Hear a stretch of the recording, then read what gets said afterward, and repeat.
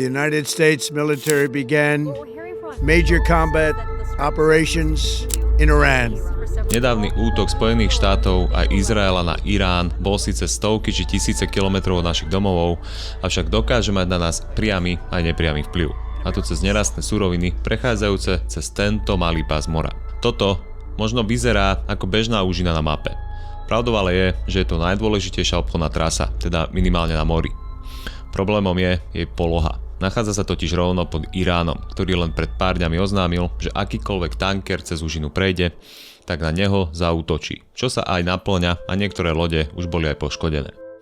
Námorná preprava cez túto úžinu menom Hormuzský prieliv sa prakticky zastavila. V prvých dňoch klesla najprv 70% a v ďalších dňoch pokles pokračoval. Len pre predstavu, mesačne prejde prielivom asi 3000 lodí. A to by možno ani tak nevadilo, keby konflikt trval krátko, ale v súčasnosti sa zdá, že aj Spojené štáty americké majú svoju trojdňovú operáciu, ktorá bude trvať podľa vyjadrení prezidenta Donalda Trumpa minimálne mesiac a podľa iných zdrojov možno aj 3 mesiace. V posledných vyjadreniach Trump povedal, že kým sa Irán nevzdá, dovtedy bude konflikt a pravdepodobne dovtedy aj budú lietať iránske rakety na okolité štáty. Späť ale k prielivu. Hormuzský prieliv je široký 55 km a na najúžšom bode len 38. A oficiálne sa nachádza medzi Iránom a Ománom.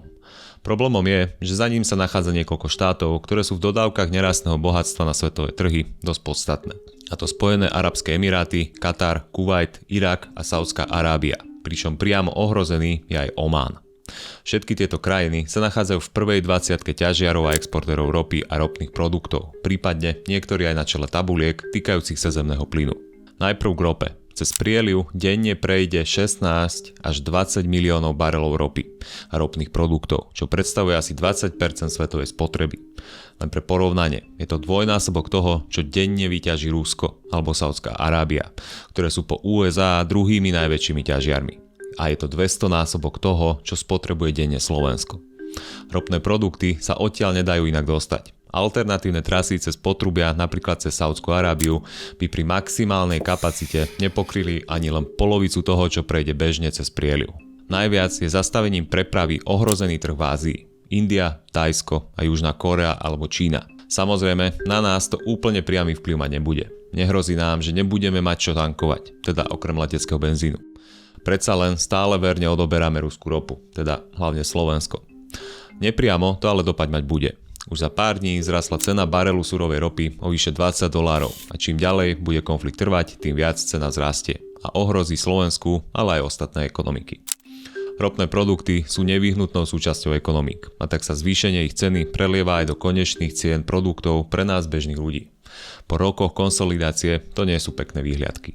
Niektoré analýzy hovoria o tom, že by to pri úplnom zatvorení, ktoré by trvalo vyše týždňa, mohlo viesť až k cene nad $140 za barel. Len pre predstavu, piatok sa zatvárali trhy na cene približne $90.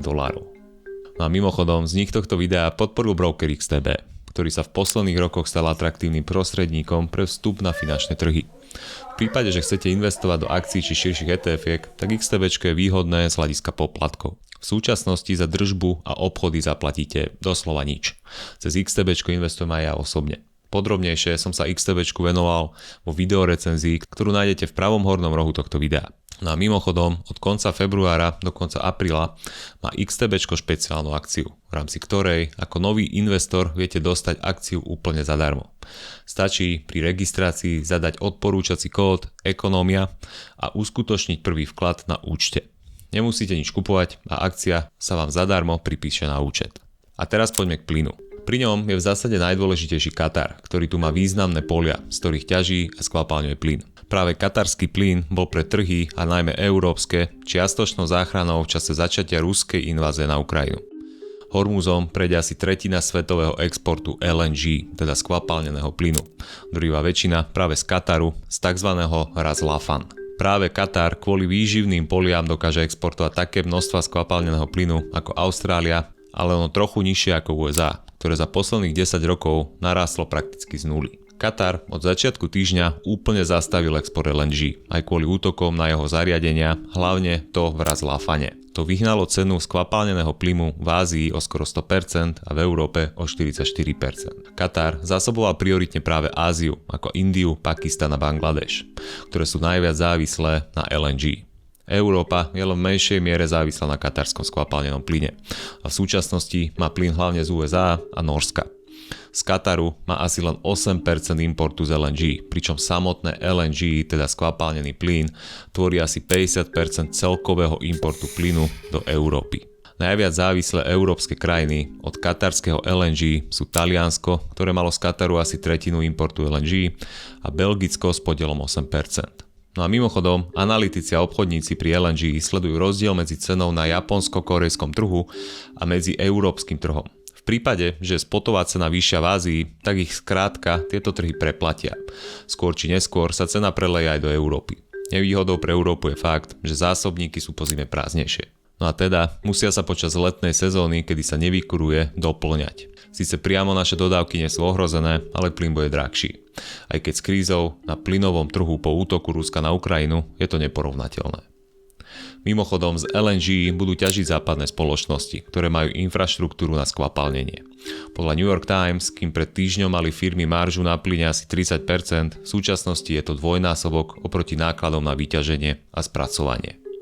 Ruka v ruke s plynom idú aj hnojivá alebo obilniny, ktoré sa veľmi v médiách nespomínajú, keďže každý má prirodzene strach o ropu a plyn. Hnojivá sú práve bočným produktom pri spracovaní plynu a cez Hormuz prejde skoro 20% svetového exportu hnojív.